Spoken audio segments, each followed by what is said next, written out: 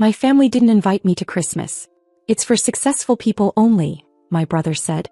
I laughed and said, makes sense. That night I stopped paying his kids' tuition and his wife's car lease. Now he's calling nonstop, losing his mind, and 3 weeks before Christmas I got a text in the family group chat that said, final head count for Christmas Eve dinner. Please confirm by Sunday. It was from my mom. I didn't think twice about it. I'd never missed a Christmas. I was always the one who showed up early to help prep the food, brought extra wine just in case, wrapped gifts for my parents from the grandkids because Chase always didn't have time. So I replied, I'll be there. Let me know what to bring. Nothing. No little thumbs up emoji. No, thanks, from mom. Not even a passive-aggressive comment from Chase's wife. Just silence. I figured it was just one of those group chat things. Someone would reply later. I forgot about it for a couple days, until I called my mom on Thursday to confirm the time. He paused for a second too long. Then she said slowly, like she was choosing her words from a hat, actually, this year might be a little different. I asked what that meant. She said, your brother thinks this Christmas should be for people who are on a certain path, like successful people. And we kind of agree. First I laughed. I actually thought it was a joke. I asked if Chase was high, but she kept going. Said that I'd been distant lately, hard to reach, and that maybe this year I could just take some time to reflect. Reflect on what? Paying for their son's entire lifestyle? Or keeping the lights on in a house that wasn't mine, just so their golden boy didn't have to worry about bills? Then Chase called me that same night. Didn't bother pretending like it wasn't his idea. He said, look, you've always been like, career-focused. That's fine. But this year we want the energy to feel more polished. You know, high level. We're doing the whole thing upscale. Catered. Campaign.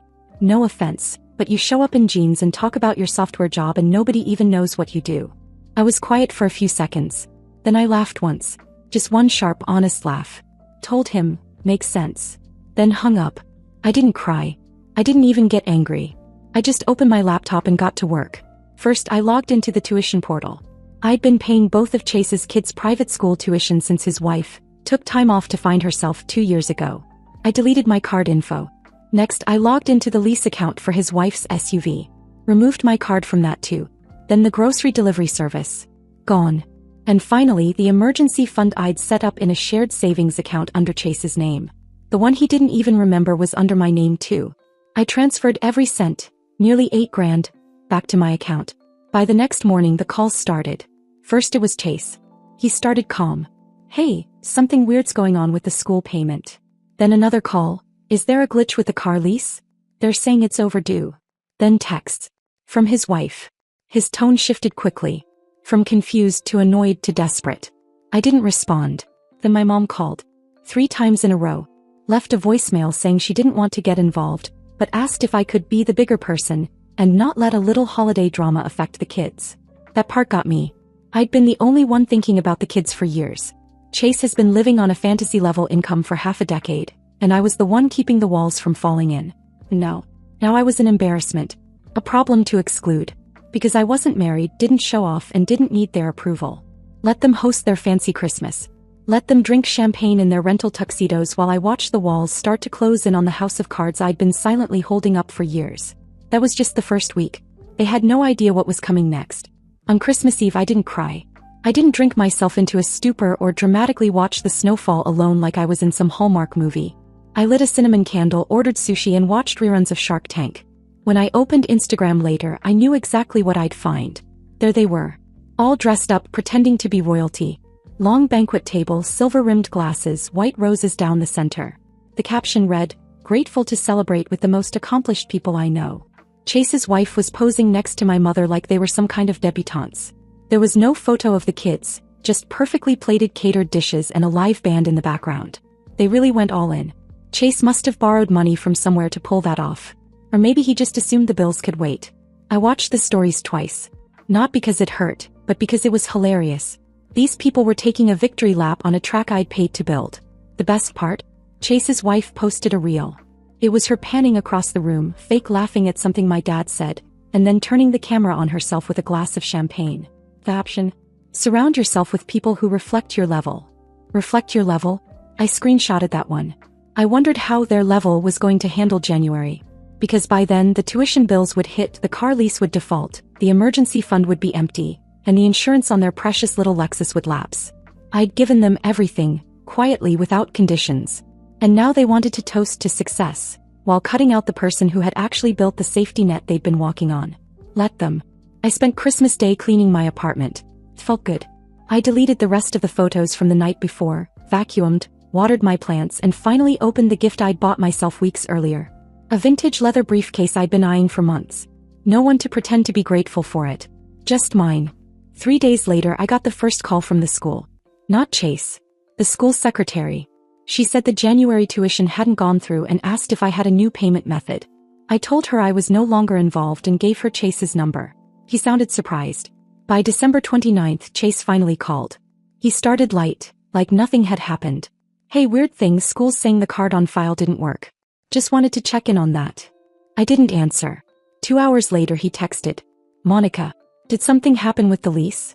The dealership says the payment bounced. Still no response. Then came the messages from his wife.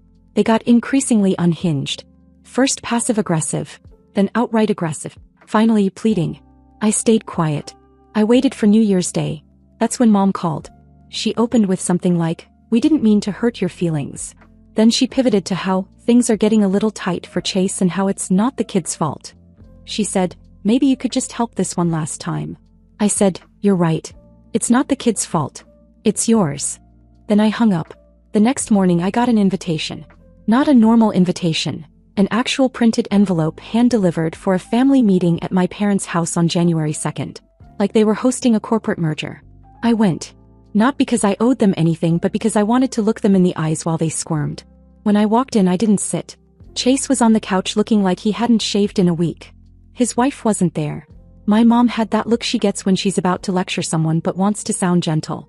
My dad went straight into the hole where a family speech. They tried to flip it on me. Said I was being cold, punitive, spiteful.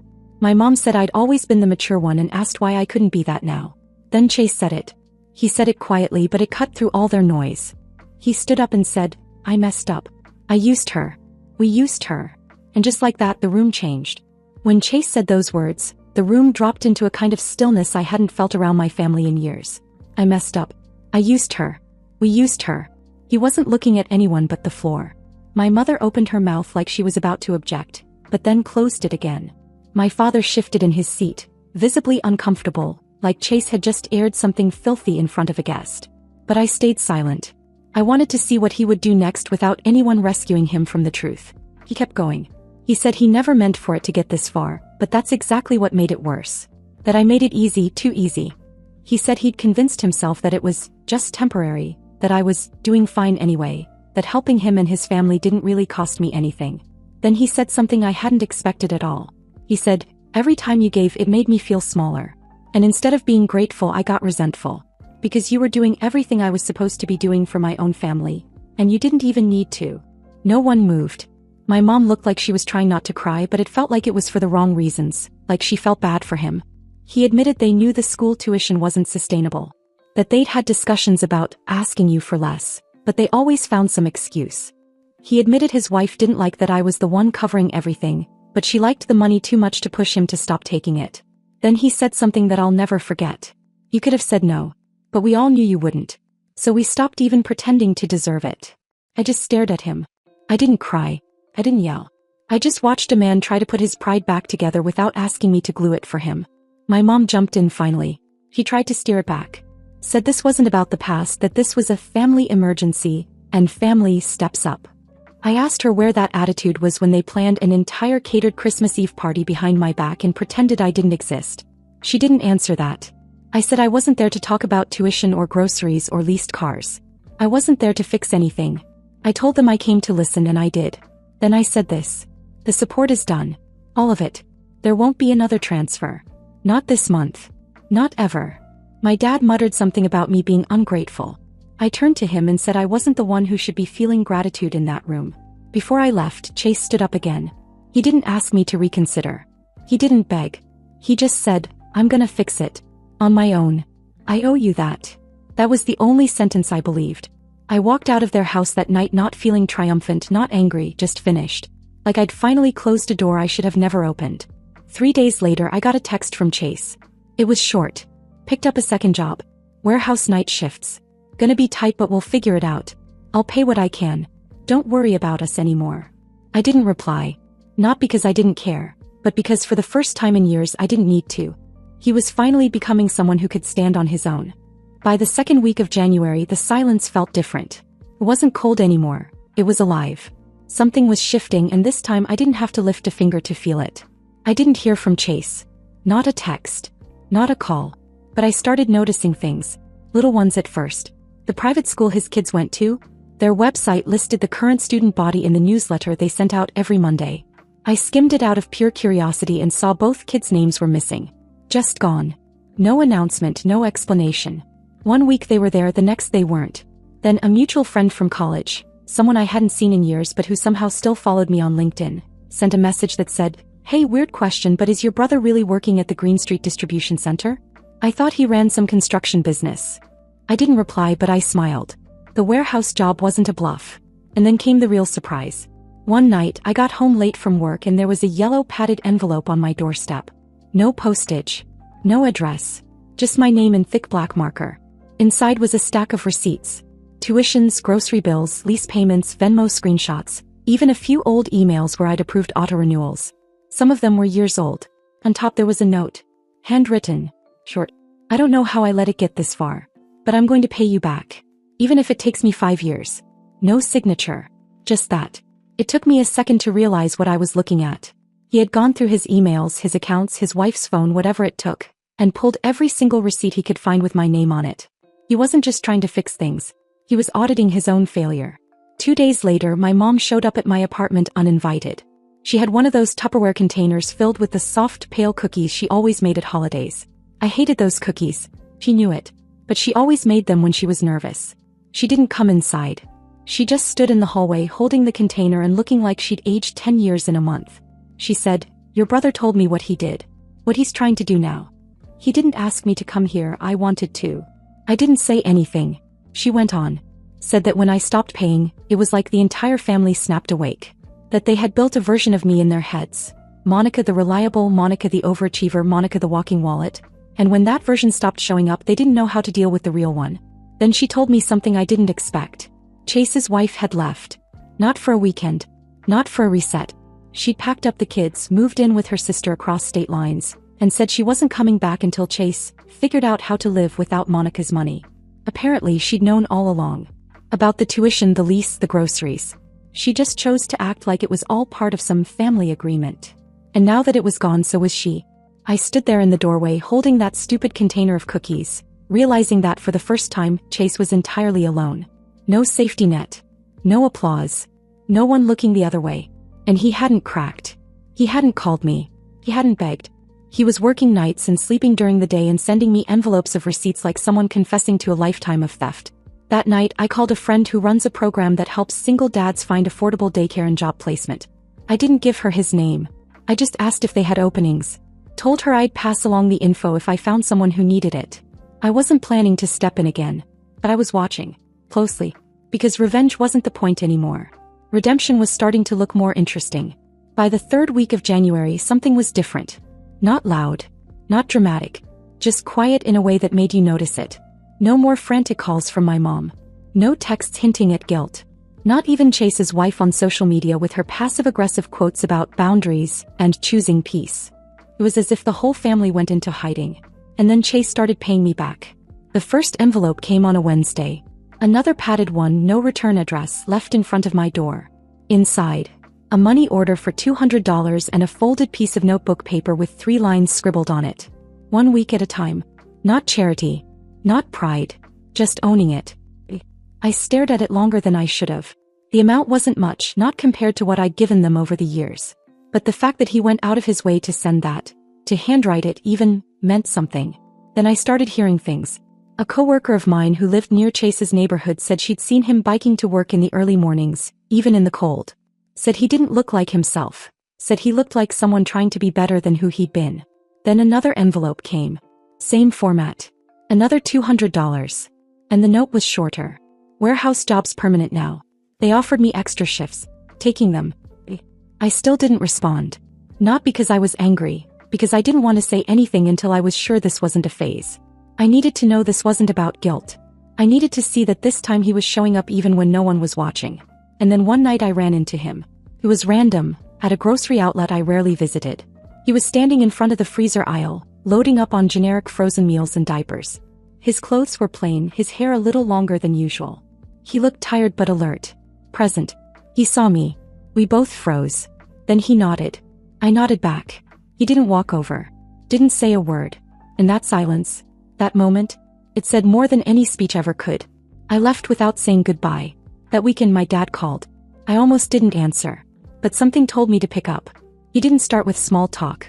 He just said, I know we were wrong. About everything. And I know we leaned on you for years and never said thank you. That ends now. I was silent. Then he added something else. Chase told us he's not taking another cent from you. Said if we try to drag you into anything again he's out too. He meant it. For a second I didn't believe it. Not because I thought Chase was lying, but because I'd never heard my father talk like that. Sounded real. Unpolished. Earnest. Then came the last part. Your mother and I want to invite you to dinner. No speeches. No ambushes. Just us. Just food. Think about it. I said I would. Later that night another text came through. This time from Chase. I told them to stop making you the villain. Told them if they want me in their life they have to be in yours on your terms. I know it's not enough, but it's something. Then after a few minutes another message followed. I'm keeping both jobs. I'm not quitting just because she said she might come back. I need to fix it all. Money, family, me. And I'm not asking you for anything. I just want you to know that for once, I'm doing what you always did. I'm showing up. I didn't answer right away. I didn't know how. But for the first time the idea of dinner with them didn't fill me with dread. It didn't feel like walking back into a trap. Felt like I might finally be walking into a room where people saw me. The last Saturday of January was gray and quiet. No wind, no snow. Just that heavy stillness the sky gets when it's about to change its mind. Around noon I got a text from Chase. Dinner's at 6. Kids'll be there. Mom made baked ziti. Just show up. No expectations. I stared at it for a long time. My first instinct was to delete it and stay home. For years, every invitation from my family came with strings so thick you could build a noose out of them. But this one felt different. Tired. Honest. I didn't respond. At 5:45 I grabbed my keys and left anyway. There were no extra cars out front. No decorations. No success. Banners, no catering vans, no people pretending to be things they weren't. Just Chase's car, a little crooked in the driveway, and my dad's old pickup parked exactly where it always had been since I was 10. When I walked up to the door I expected to hear forced laughter or some weird tense silence. But all I heard was the sound of pots clinking in the kitchen and the low murmur of a cartoon on TV. My dad opened the door. He didn't smile. Didn't hug me. Just nodded and stepped back so I could walk in. That felt more real than any forced affection ever would. Inside the dining table was already set. Basic plates. Mismatched forks. Paper napkins. Baked ziti steaming in a glass dish like it was the only thing my mom had known how to make that week. A salad no one would touch. Bread that came from a plastic bag and wasn't even warmed up. It was perfect. Chase was in the living room with his kids, one on each side showing them how to beat a level on some handheld game console. His hoodie was faded, his sneakers cheap, but for once he looked grounded. Like he belonged in the moment he was in.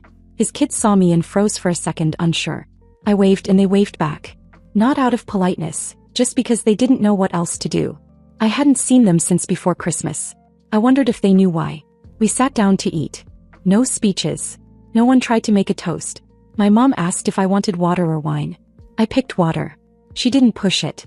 For 10 minutes, all you could hear was forks on plates and kids whispering to each other about whether or not they had to eat the salad. It was so normal it almost felt surreal. Halfway through dinner my dad asked about my job. Not in a performative way. Just asked how it was going. When I told him I was leading a new project he nodded and said, "That's good. You've always been sharp." But not successful. Not intimidating. Just sharp. It felt like the first real compliment I'd gotten from him in years. After dinner the kids helped clear the table. My mom offered pie, store-bought, not even pretending it was homemade this time. She smiled like she knew I'd appreciate the honesty. And then while the kids went back to the living room Chase stood up. He didn't make a speech. He just said, "I meant what I wrote. I'm not expecting forgiveness. I'm building toward it." He glanced at our parents then back at me. "I should have stood up for you a long time ago. I see that now. I let them carry this idea of you that wasn't even true. I let them turn you into the one with all the answers just because I never wanted to find any of my own." No one interrupted. Not even our mom. He said he was keeping both jobs. That he wasn't going to wait for things to fall apart before taking them seriously again. That even if his wife didn't come back, he was still going to fix what he could. I didn't need your money. I needed your courage. And I spent years pretending it was weakness because I couldn't admit I didn't have any of my own. That hit different. It wasn't poetic. It wasn't polished. It was raw. For once, he wasn't performing. He wasn't looking to be rescued. He was just accountable. We didn't hug. I didn't say, "I forgive you." I just nodded. And that was enough. Before I left, his daughter ran up and handed me a drawing she'd made during dinner. It was a stick figure family standing under a crooked little house, and for once I was in the picture. I kept it. As I walked out into the cold, I didn't feel victorious or vindicated. I felt something better. I felt like I didn't need to carry anyone anymore. For the first time in years, I was no longer the safety net. I was just Monica, the sister, the daughter, the aunt. And they were learning to stand on their own. Maybe shakily, maybe slowly, but still. Sometimes healing doesn't show up with apologies or grand reunions. Sometimes it shows up as baked ziti on a cheap plate, in a quiet house full of people finally learning how to love each other without owing anything in return. The update. It's been 2 weeks since the dinner. I didn't expect anything major to change overnight, but it's strange how even small things feel different now. My phone doesn't blow up with requests. No one's guilt-tripping me. No one's asking for money. Yesterday I got a text from Chase. Just a photo. His kids sitting at the kitchen table doing homework. The table was cluttered, the lighting was awful, but they were smiling. Under the photo he wrote, "No tutors. No takeout. Just us figuring it out." That might have meant more to me than all the apologies. And then this morning my mom called. Just to say hi. She didn't bring up the past. Didn't ask for anything. Just talked about a book she was reading and how it reminded her of me when I was a teenager. It wasn't perfect, but it didn't feel fake. It's weird. For the first time in a long time, my family's not treating me like a credit card in a cardigan. They're just treating me like me.